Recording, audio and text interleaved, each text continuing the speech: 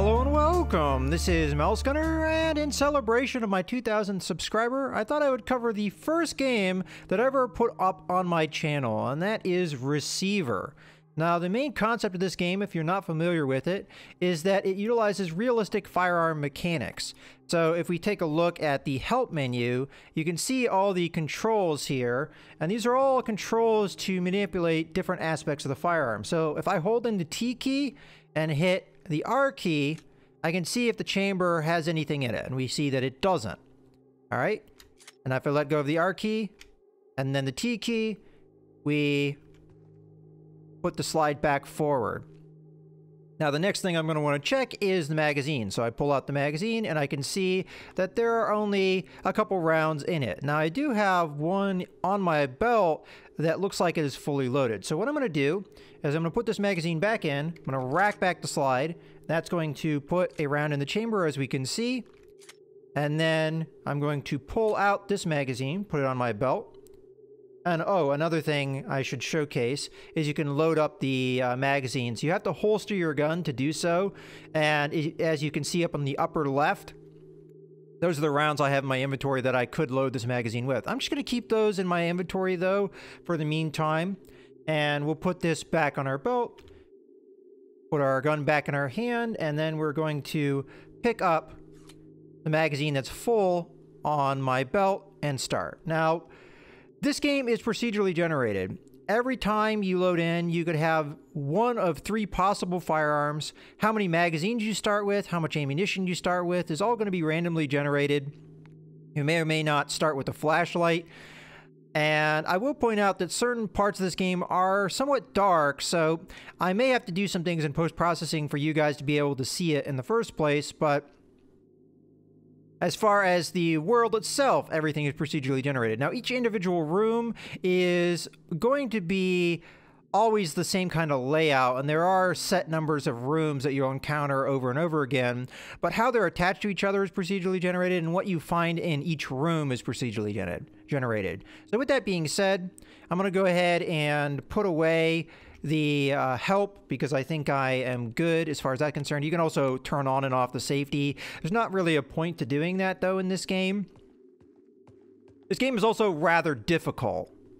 Now, the objective is to find 11 tapes, which I don't believe I've ever done. I think the farthest I've ever gotten was 7 or 8, so pretty close to getting completion. So I have a flashlight here and some rounds on the floor, but you have to be careful. You have to watch the doors and make sure there's not anything on the other side.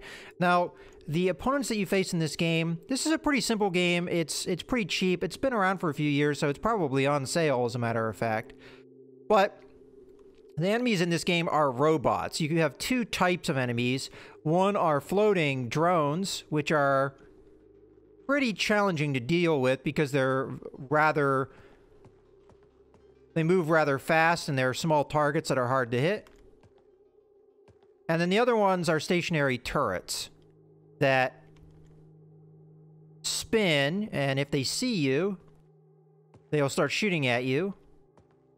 The floating drones have I think a taser or something like that they try and shock you with. One hit, you're dead. Oh, there's a floating drone. Okay. Took it out. Now, ammunition is rather precious in this game, and also because of the realistic controls, you have to be prepared to have your ammunition full up and ready to go. I kind of blew more ammo there than I needed to because I was a little bit startled by that drone. Ideally, you want to take them out in one shot if you can. Sometimes that works, sometimes it doesn't. Sometimes they take more than one shot to go down. Oh, there's one right behind me. Alright, well that wasn't necessarily a good start, but we got to see some mechanics, and you can see how big of a problem those drones are. Alright, so this time I'm starting with a Glock. I don't know if this is a particularly good start. So you can see the condition of my firearm is very different than before. First off, I don't have any magazines in my belt. That's a real bad start because magazines are rather rare and you oftentimes don't come across them. But let's just see what kind of ammunition we have, and we'll base our decision. Okay, this is a terrible run. So one good thing about this game is if you have a terrible start, you can always load in another one. All right, looks like we've got a 1911 yet again. So let's do a check. So it looks like we have another full magazine in our belt, and then we have the magazine that's in the gun, plus we have a flashlight. So first things first, condition 1, is there a round in the chamber? There is indeed. Okay, so next check, well, safety's off. The way you can tell in this game is if the safety's on, it cocks the firearm off to the side, and it breaks your sight picture, so you know that the safety's on. Nice visual cue. But the next check is, how much ammunition do we have in our magazine? And it looks like we've got an empty magazine. The lighting is kind of hard to make that out, but it looks empty to me. So we're going to put that one on our belt. Oh, actually, there was one round in there. I guess the light was just hitting it in a way that I couldn't see it very well. All right, so now that we've done that, let's go ahead. Well, first off, I want to see how many rounds I have in my inventory. Okay, so I have 5. That's not too bad. Let's go ahead and pull out the full magazine, and we can confirm it's full. Oh, actually, it wasn't quite full. We could put one more round in there. All right, so we've got a full magazine and one that has maybe 1 or 2 rounds. It's kind of hard to tell. There's a little bit of glare with the light situation I'm in right now, but that's not a necessarily bad start. Could be worse. We could have a Glock with 1 round in the magazine and 2 in our pocket. Okay, so you have to take things cautiously and just make sure. Oh, this is a good find. Good amount of ammunition. Probably be able to fill up our second magazine because we have more ammunition over here. So I'm going to go ahead and do that. Let's go ahead and grab our other magazine because it's good to have that other magazine in reserve in case we need it. So to showcase, if I don't fumble the controls, you can cycle your mags quickly. So if I hit the E key, it ejects my magazine. If I hit it twice, it will drop it on the floor. So E twice. That's how fast you can reload. Of course, you'd have to rack the slide too. That's how fast you can reload. Now, the downside is you drop the mag, and you're going to have to pick it back up and then put it back on your belt.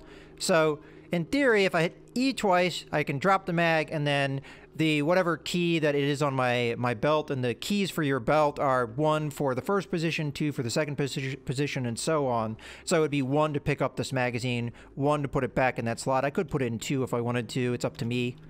But if I hit 1 twice with no magazine in the firearm, I'll slap in that fresh magazine quickly. So you can do quick mag changes. Of course, under stress, that can be hard to pull off.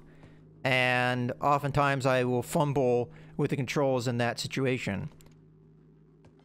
So sometimes with this game, you have encounters where there's a lot of enemies all in bunches, one after the other, and it's an attrition affair where you run out of ammunition really quickly. Sometimes you can go many rooms without seeing an enemy, which we may see. Now, I usually like to go up if I can. Oh, I guess we're going to have to go down. That's the only place we can go. But you have to check always that you're not going to encounter any enemy resistance. Because as you could see in that the first playthrough I did, a flying drone was up above me, behind me. I didn't see it, and it came down on me and killed me really quickly. So if you're not careful, you don't check your corners, and come back to haunt you really fast. Okay, so here we've got a wide open room. We need to check up and down. So I'm going to check down first. Okay, I don't see anything. Checking up, I don't see anything. Doesn't mean there's nothing there. I do see some ammo. I might as well pick that up. Okay, I'm just checking up above to make sure there's not any flying enemies. Okay, I see our objective. I see a tape over there. Oh, there's a flying enemy. Okay, so if you heard that beep beep, I'm not sure how much you guys can hear because the audio is going to be turned down slightly. And that blue glow, let me get a little bit closer, you might see it. Okay, I don't see it now. The blue glow designates the camera of the drones, so you know where they're looking. If the receiver is said to be awake when he is able to get a completely clear signal. And these are the tapes. Free of any it's mostly just corruption. Kind of giving you backstory to what's going on.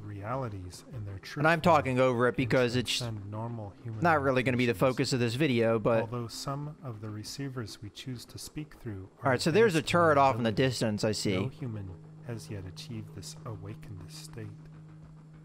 Humans exist in two worlds. In reality B, they live and work in their shadow bodies. In reality A, they are asleep, their minds unconcerned and roaming free. But humans have the unrealized potential to exist fully in both realities. It is this reason why humans are threatened. If even one of them achieved an awakened state, they would see beyond the horizon of all known understanding. Ours gives you kind of a idea of the kind of weird, trippy backstory to this, but also the indie nature of the game. That was, you know, not necessarily the best voice acting in the world, but doesn't really need to be either.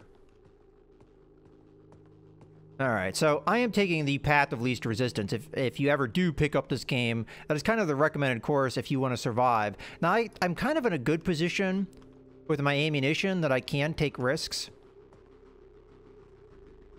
But don't necessarily have to, and you can blow through that ammo quickly. Alright, so bottom floor looks clear. Let's just make sure there's nothing in the bathroom.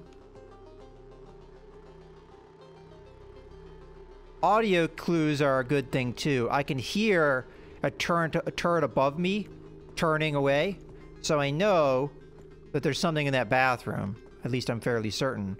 And I can see the glow of its camera. I don't know if you just saw the little blue glow. That's the camera revolving. Now, I don't have to attack this, and I don't think I'm going to, but I know that there's a turret there, both visually and audibly. Okay.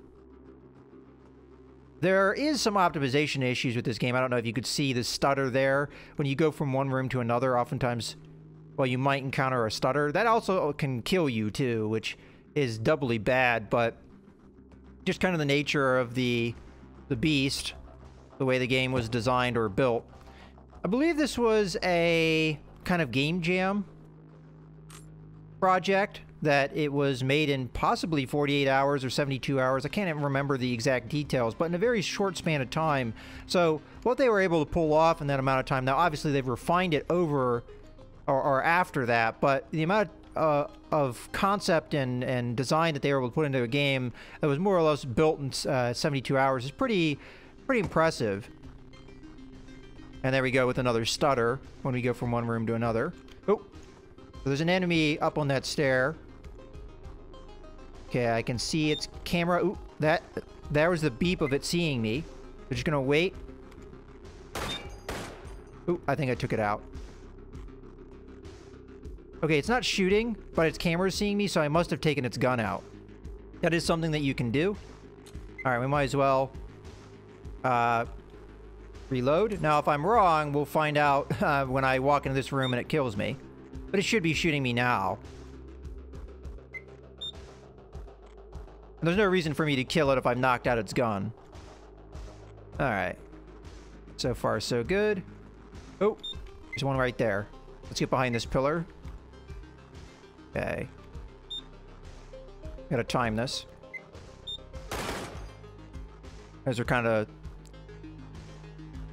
slung shots. I don't hear it doing anything. I must have knocked out its camera. Usually when you actually kill it, it will point downwards and it will make like a fizzly sound. But I must have knocked out the camera so it can't see. Or maybe some element of it was knocked out. So, alright, so we've taken 2 turrets out. Oh, that scared the crap out of me. I forgot that that was there. And you can kind of see how clustered these enemies are. And kind of the random nature of things is you don't know by facing these enemies if there's going to be any payoff for doing so. Just because they're there doesn't mean that there's a reward. Oh. Okay, I got lucky there. I got stuck on the turret.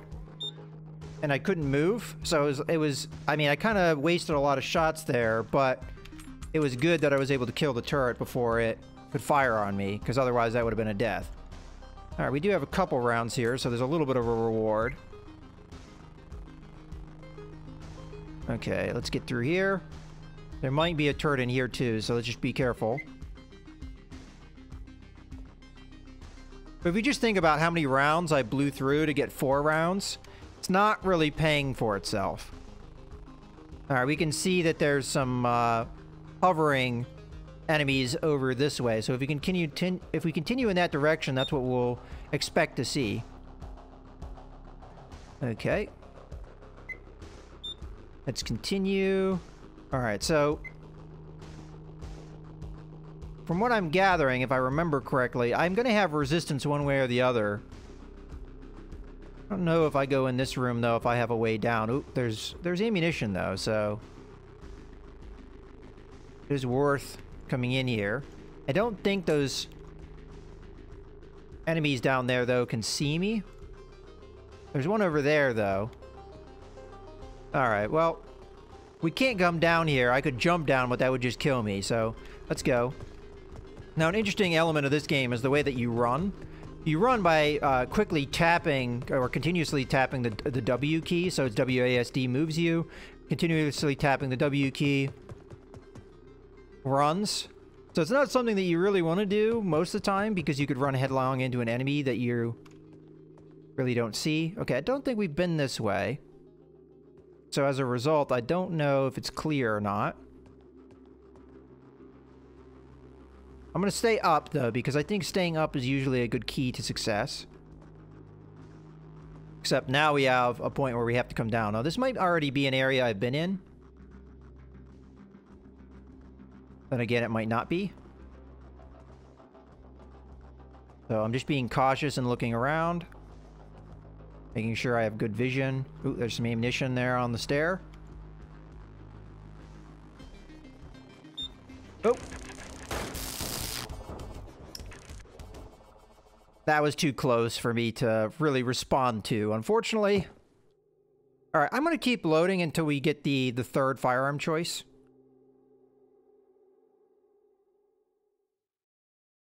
Because I want to showcase... Well, we didn't really showcase the Glock. Well, I'll just showcase its functionality. So, the slide is racked back. We don't have very much ammunition in this magazine. Let's see the second magazine. Not much there either. Let's see what we've got in our belt. Ugh, not a good start. Alright, so what I'll do... I'll put that magazine in. Drop the slide. One complaint I have is the R key racks your slide. The T key drops the slide lock. The R key should also drop a locked back slide, because that's how it would work in real life, but it doesn't, which is kind of lame, but oh well. Okay, so we've done that. Let's go ahead and put this empty magazine in there, and we'll try and fill this up as much as I can. Okay, so the big thing with the Glock is this is actually a Glock that has an auto-fire feature. So you can turn that on and off. So this is auto-fire on, this is auto-fire off. Now I only have, what, 5 rounds, 6 rounds, so it's not like you're going to see much of a burst, but let's go ahead and just showcase it. So there you go, and then we're out of ammunition. Now, that's not necessarily advisable because your accuracy is really poor when you're auto-firing like that, and you blow through your ammo really, really quickly. And also with the Glock, you can hold more rounds per magazine, but unfortunately, it takes more rounds oftentimes to put the robots down. Oh, well, this isn't a good start. Getting shot at by... That happens too. You can have a robot spawn on you and kill you. Okay, finally, we start with what I was looking for. Okay, so let's open up. I don't remember exactly what type of revolver this is. But, again, we're checking our starting condition of our firearm. So, we open up the cylinder. We see that we have 2 rounds in there. So I can put more rounds in. You can even spin the cylinder if you want to. I don't know what the point of that is. And then... we'll close the cylinder. You can cock back the hammer if you want, or you can fire in double action mode. I think the hammer's already cocked back. I can lower the hammer, I believe, in the controls, perhaps. I don't know why you would do that, but you can. So if you hold the F key and then hit the left mouse button,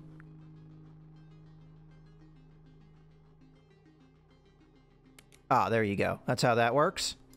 But we'll go ahead and cock back the hammer. And I actually prefer the revolver just because I consider the controls to be a little bit less to deal with, because you just have to pop the cylinder open. You have a key to eject the rounds. Of course, we can pick those back up. That's one thing that's kind of cool about the game, is when you eject rounds, when some of them have been unfired, you pick them back up off the floor to get them back. And then you have a button to close the cylinder. So that's all you have to really focus on. Now, the downside is, if you fire through your 6 shots and you don't bring down what you're trying to kill, it can be a little difficult to deal with the situation rapidly. Like, as you saw with the 1911, I could very quickly swap mags if I didn't fumble the controls. But it's at least possible. In my opinion, with the revolver, that's a little bit more tricky. Okay, we took down the robot, so pick those back up. We've got a good amount of ammunition too, so this is a good start. Alright, oftentimes there's not just one robot in a room, floating robot. Sometimes there's more than one. And there can be turrets and floating robots in a room. Now, the downside of this is I'm going to have to jump over to that ledge to go into that room. I don't think I'm going to risk that. Instead, we're just going to keep going in this direction. I don't think we looked in here, did we? Can't remember where I started. I might have started on the bottom. Oh, if I did, I missed some ammo, so good that I came back. So you're a little bit more methodical, I think, with the revolver, because you have to be careful of running out of ammunition. Okay, so this is that tall room again. Oh, I saw blue. Yeah, I see it.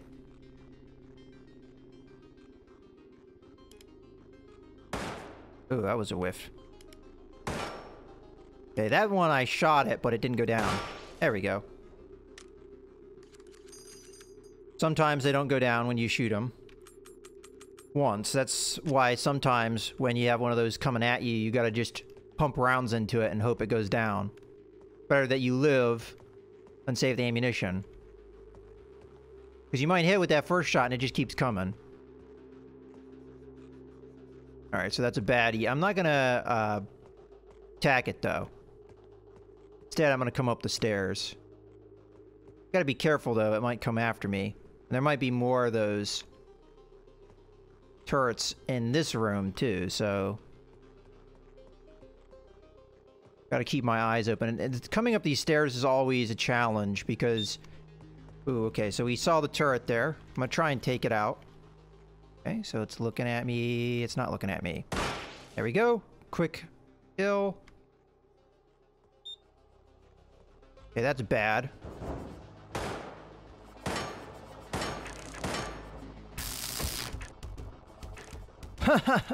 Alright, well, it got me through the stairs. I didn't think it could do that. I wasn't really even sure if I was shooting it. Oh, well.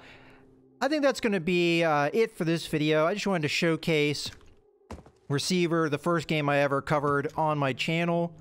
And I hope you guys have enjoyed, and thank you very much for supporting my channel. This is Mouse-Gunner, signing out.